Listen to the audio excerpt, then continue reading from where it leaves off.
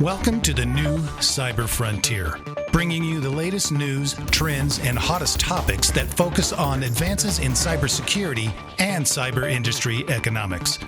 Our expert yet down-to-earth hosts make cybersecurity straightforward. They ask the tough questions and make this challenging topic something that everyone can understand. Our candid approach lets guests open up on topics we would all like to see addressed. You can find us on the web at newcyberfrontier.com. That's www.newcyberfrontier.com. Now join today's host as he introduces the topic for today's new cyber frontier. Welcome back to New Cyber Frontier. On today with Dennis Underwood, the CEO of Cyber Crucible. So Dennis, when we talked before the show, you had said you got your start kind of with cryptology.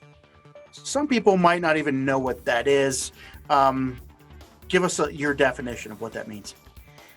Well, so there is a lot of fancy math, of course, that goes into encryption. And on top of that, you have a mathematician that has a fancy formula that takes up a whole chalkboard.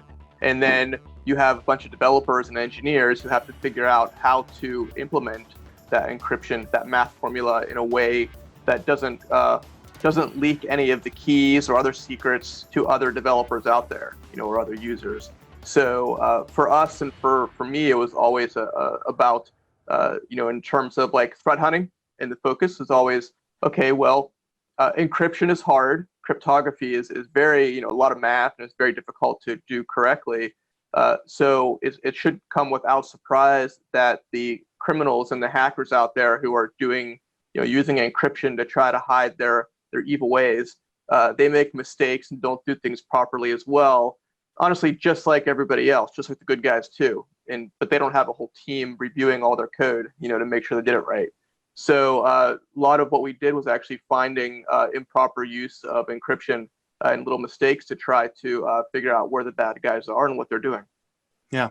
So myself, also background in cryptography. I always like to hear people describe it in the most simplest terms. But for the most part, yeah, you have all those complicated math equations, but you don't need to know those, right? Right. Just how to apply them. So if you look at, and you said you started with cryptography, and a lot of the other facets of cybersecurity were less complicated by starting that, right? Yeah, I would say yes, but cautiously, because a lot of people, like you're saying, there's a library that's standard and everyone's going to use it. And then for every one person who was taught by a senior engineer to use the library, there's 5 junior folks or people who didn't have that training who decide to try to implement that math formula on their own, right?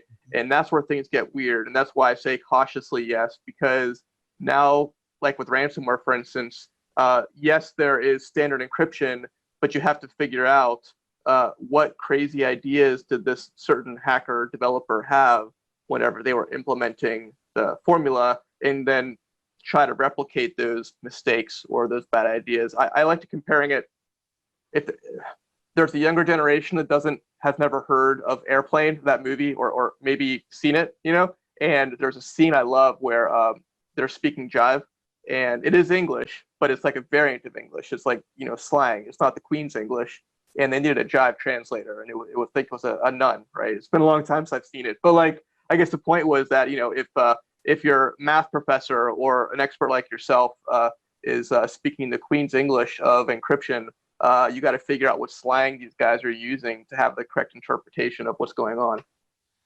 Gotcha. Yeah. The reason I also, when I teach cybersecurity, I introduce it through cryptography, which has been my background. And I've found if I try to simplify it, I can get a relatively people that, students that come out that understand pretty well a lot of other cybersecurity practices, because they understand the few simple concepts that are done right underneath the hood, so to say. There's 1,000 cars, but they all have an engine. Right. Engine work. But a lot of people want to look at the outside from the car. Another example I like to use is there's, how many different types of artwork are there out there? Hundreds, thousands, millions, right? But you go to art school, they teach you 9 concepts in art that make up all of art out there. And if you understand those 9 concepts, you can kind of make your artwork out of those components. Absolutely. And cybersecurity cryptology is those components, those base components that the thousands of applications out there all do the same 7 things is what I've narrowed it down to. Yeah. Yeah, But exactly. yeah. So I always try to say, how can we get cybersecurity across to people? And being from a cryptology background, that's been my approach as well. I always like to hear another person that feels the same way. But yeah, a lot of times it's from an IT background, and it's learn 1,000 applications, learn all the concepts of a network security, and go in through that door. Absolutely, yeah, and that's one of the things. Unfortunately, on the threat hunting side, the IT security piece only comes. It seems like it only comes with time. A lot of times, I'll meet an IT admin and I'll work with them for like a threat hunting exercise. Mm-hmm. And what you quickly learn is that that person who is exhausted because they know the IT network inside and out. They may not know cryptography. They may not know all the latest hacker tricks and process injection and everything. But it's funny to watch them because they'll get gut feelings because they know what's normal, almost like on a ship, right? Where I guess you kind of feel what's normal. And when something looks weird, they can't always describe why it feels weird. But I've learned to listen whenever they have a gut feeling to say, well, let's go look at that more. And it's like you said about the art school. They may not have those 9 techniques or whatever to formalize their art. But they understand, like, I guess it's like street smarts for IT people, right? And they know when their Active Directory isn't quite up to snuff. Yeah, that's a Van Gogh, right? They know that. That's right. They painted it just because I know what it looks like and how it feels. It's a gut feeling. Yeah, right. Yeah, exactly. So if we go kind of looking at what you do now, and ransomware, I know is the key, right? It's in the news a lot now. Yeah. In the news a lot.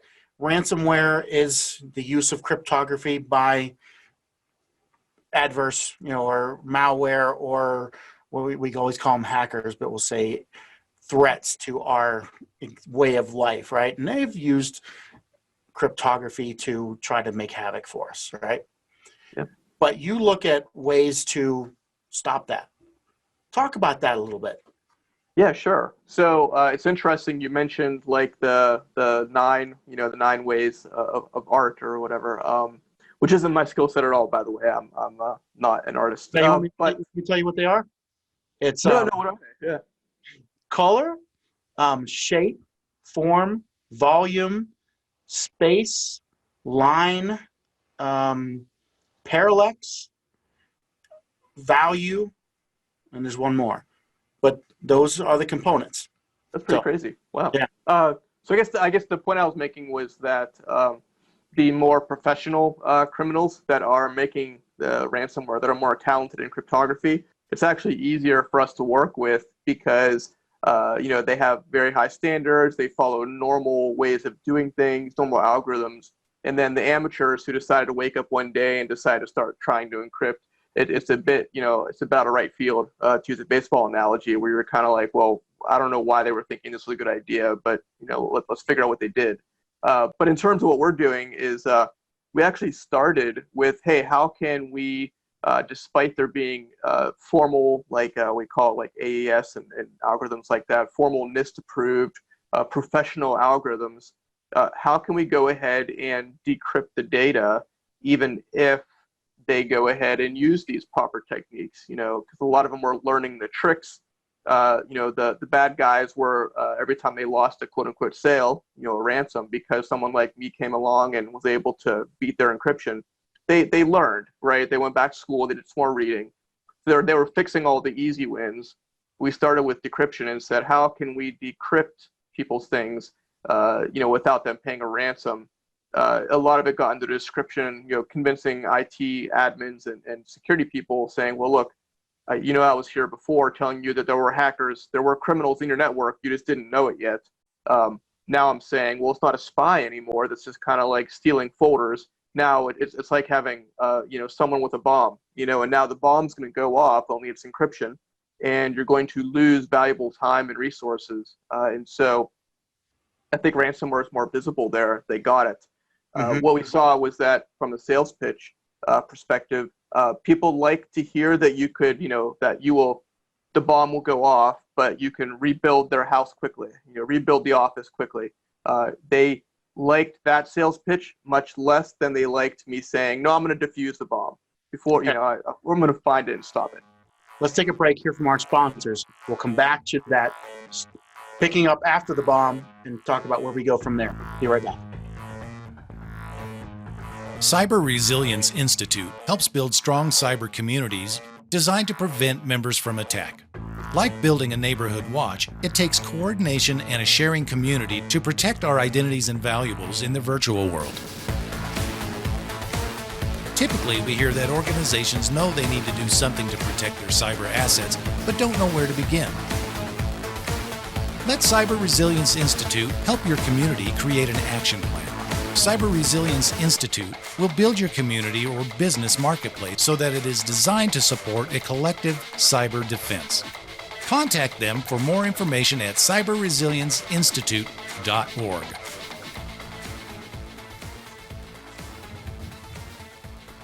Welcome back to New Cyber Frontier. On today with Dennis Underwood, the CEO of Cyber Crucible, and he's talking about the technology and the approach to malware or ransomware and getting around it. And the first was, hey, first generation, we have this happening. Let's find a way to recover, unencrypt people's data and get it back to them, which is kind of like after the bomb goes off, let's pick up. And that was phase one, step one. And now what's the next approach? Where are we going from there? Yeah, so what happened was we said, let's go ahead and first of all, you can't use backups. A lot of them are using backup approaches because that just makes sense, right? Just have a spare building, you can roll out like whenever like a cell tower goes after a bad storm, Verizon or T-Mobile will have like a backup cell tower they can just put out, right? Mm-hmm. The criminals learned that, of course, and we watched, very quickly they realized they should delete the backups or encrypt them or something else before going to town, so said, okay, that makes sense, we're the adversary and all, so we said, well, we need to be able to stop the encryption then. That's the next thing the salespeople, want. So I went to my team once again with a crazy idea and deadpan stared at them and said, we're going to detect the encryption so quickly that we know it's bad encryption that we are going to stop the encryption from ever happening. And so we ended up making what's called a Windows driver. So it's just basically deep in the operating system at what's called the kernel level. And we started doing some coding and doing a whole lot of optimization to make our stuff very fast. Mm-hmm. And made it so that actually there aren't files encrypted now, and it's just based off of the software on the machine without using backups or anything like that. We can't trust those anymore. And it turned out to be pretty effective. If the criminals were sending me, hate mail before with the decryption, it picked up in intensity a little bit, once we were able to just make it so that the encryption didn't work at all. And fortunately, from my old days at Fort Meade and with my team, we learned a lot of, we could look at our own code and say, that's what the hackers are going to hit us next. And so we've been able to stay ahead of them so far and say, okay, every time they move to try to knock us out, we've been able to be ahead of the game and stay and, basically keep our software running and protecting. So that's interesting because the attackers then who were going after the system to encrypt it, to get rid of the data, realized that any software on there that was trying to protect or thwart that, they go after that first, just like they go after the backup first. Now they're going after your software first. How often? What's your cycle? Is it a 6-month keeping ahead of them? Right now, I'm going to say, I don't know. I don't want to give up any secrets there. No, not at all. Not at all. This is good.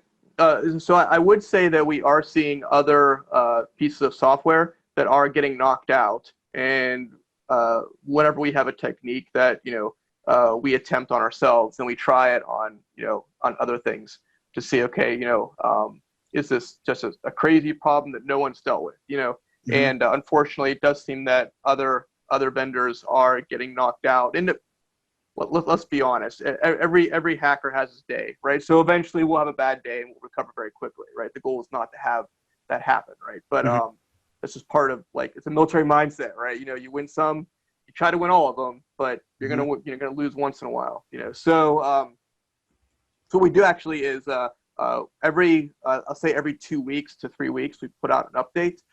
Right now it has been we have a long list of things we know that we can improve. Some of them we haven't seen in the wild at all. Every time so far, knock on wood, we've actually already been there and prepared for the attackers to upgrade. Unfortunately, we do see in the news sometimes where that does cause some companies problems. So we're trying to get word out as much as possible because we have to be there beforehand, right? You can't come in afterwards and just undo AES encryption, you know, without the key. That's difficult, you know. So or impossible depending on, you know, your math skills. So yeah, we every 3 weeks, 2 weeks, we put out an update. And we're going to keep at it until we, you know, the hackers give up, which isn't going to happen. You know, there's too much money. So going deep, a little deep technical. So anybody that's confused by this, just tune out for a minute here. You're not going after the key. You're going after the anomaly of how it operates. Is that what I'm hearing from you? We go after the crypto behavior and other behaviors along with that. We were actually for a while capturing with the decrypt. We were capturing things that might be a key. They might be part of a key. A good analogy is that if you have a camera and you're watching someone put a bunch of like keys, like physical keys, into a safe, and you just keep on taking pictures all day, and you're kind of like, well, that might be a key. That might be a key I even want, but I don't know. But I'll keep taking pictures. And then at the end of the day, when there's a ransomware attack, then you go through all those, you know, 5 million things, and you say, well, let's try to put them together and see if we got the key we wanted to the lock. That's kind of what we were doing in the beginning, using machine learning and some other stuff. Once we got to the point where we were fast enough that there actually weren't keys involved, then we kind of we said, okay, well, this is fast enough now. We don't have to worry about all that extra work. We can just, you know, stop the key at the door, so to speak.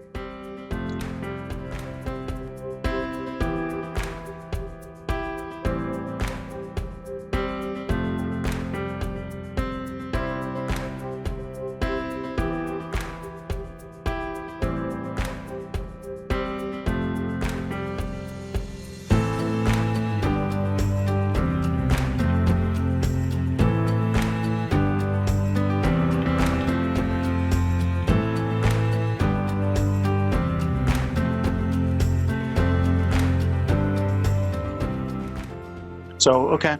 So a lot of, you could tell, you look when, hey, is AES running? Are they using some of the accelerators on the chip? You know, things like that. When are those things being engaged? And let's see, does that make sense that it's encrypting right now? Exactly. And it's, there's a lot of crypto variables is the, I guess, the formal word that I was always taught, I guess, back in grad school, where there's the key, then there's the, which cipher, which formula are they using? Which variant of the cipher are they using? Which hashing algorithm are they using? You know, which file is it being put on? All that kind of stuff. There's a lot going on, right, than just the key nowadays. We actually were, if you look on YouTube, you'll see some really cool videos, which we scrub the comments regularly. And they'll decrypt major ransomware variants that use very strong encryption algorithms. But we had to figure all that out and do it in an automated way so that you could actually make the impossible possible, which honestly has become a little bit of our internal mantra. Mantra is to, hey, I know this is impossible, guys, but let's see if maybe we can do it anyway, you know? Okay. So when do you think this is integrated into Windows? When are you going to get bought by Microsoft? That's interesting. I think that so far we're a moving target where eventually we're going to stop, you know, we're going to run out of ideas, you know, and stop innovating. And then maybe things will get sleepier. And then I always joke with my team, you know, but by the time we stop innovating and start just running at like a normal, you know, gas station or something, then that's time for us to leave because we're not equipped for being in a big company. You know, like we'll be there to make sure it happens. You know, we can't do a handoff. but we're going to get restless pretty quickly. I hear you there. So your out is when you get bored, is what you just said. Pretty much, yeah. Yeah. And I would argue that my fellow engineers in the company, my fellow employees, team members, they may not realize it yet, but they're come from the same cloth. You know, when they get stuck in a corner, I can tell they're going to be the type that, you know, next thing you know, they pop up with a great idea in a new company. I hear you. So, and I'm the same way. My startup, my things we're doing, and they're going forward, but I don't talk about them too much. But you'll see soon coming out from us as a block frame. I can't wait, man. Sounds exciting. The world here, I think. But tell us who are your customers, what you're looking for, anything you want to. How do how somebody reach out to you? What companies might want to engage with you? Yeah, sure. So in terms of customer base, we around the time that ransomware was starting to become a threat, it was a couple customers in a row, and then we were like, okay, this is statistically having 3 or 4 people in a row coming to the same problem meant that there's a trend. So we were already looking for a tool that could be implemented quickly and easily I always tell the guys, make it grandma proof, but make it so that it doesn't require a team of 25 security engineers to implement. So the tool really could be used by anyone, and that's on purpose. We price it very low, aggressively, to be in line with other security, like antivirus out there, stuff like that. Even though the technology in it is pretty awesome. That's to make it be available to a wide audience.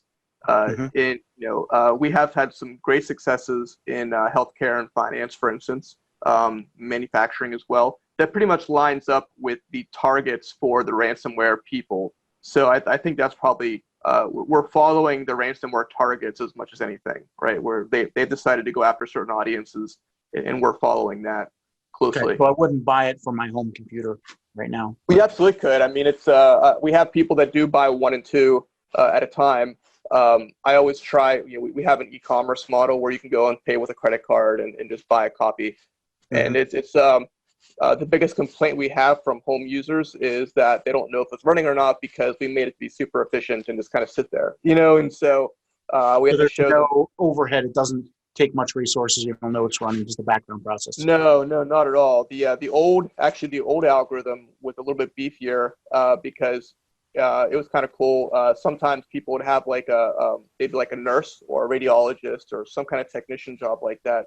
And it would pick up on all of the HIPAA compliant, high trust compliant encryption going on for their medical records. We had that happen multiple times where our tool was happily capturing keys and parts of keys, thinking that maybe there's a ransomware attack, and people would ask me how come this program is so active, and I'm like, well, the good news is that your radiology technician's program is correctly encrypting all the files before it saves them. But the bad news is it looks just like ransomware. So they're doing it very badly, is what you just said from our conversation. Yeah, it was. We knew when it was properly encrypting every file that it was saving, and if they were moving around a ton of files, then it was noticeable. With the new tradecraft we have, actually, it's barely noticeable. We called it a micro agent, which meant a lot for us as techies, but for normal people, they were like, I don't know what that is, and so now we just we let them install it, and then it kind of runs quietly in the background.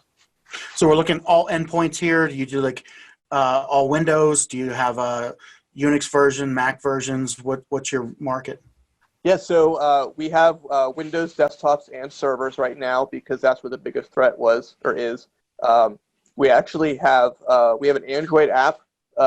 We took out the ransomware piece and have it so that the Android app actually is just for managing incidents on on someone's network. Mm-hmm. So it's like letting the sysadmin actually leave the office, and being able to mitigate very quickly and easily. Our next big project actually is on Linux. So we're starting on that right now, and we look forward to deploying that. I'm hoping by the end of the year. But that's what the next big development is actually.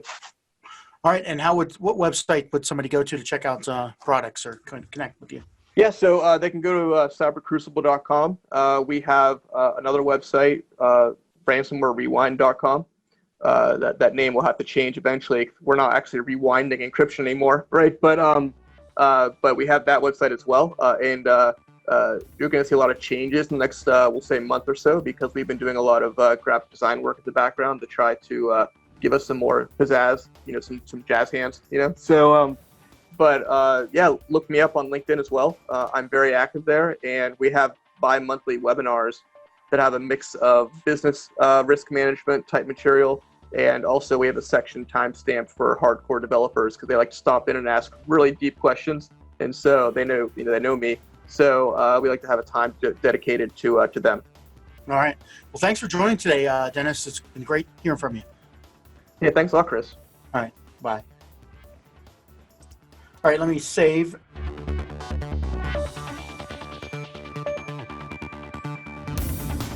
And circulate each new show to your networks.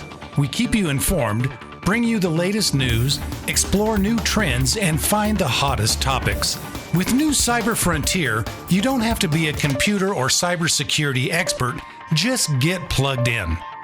We encourage you to get involved. Tell us what topics interest you and join our mailing lists. You can find us on the web at www.newcyberfrontier.com.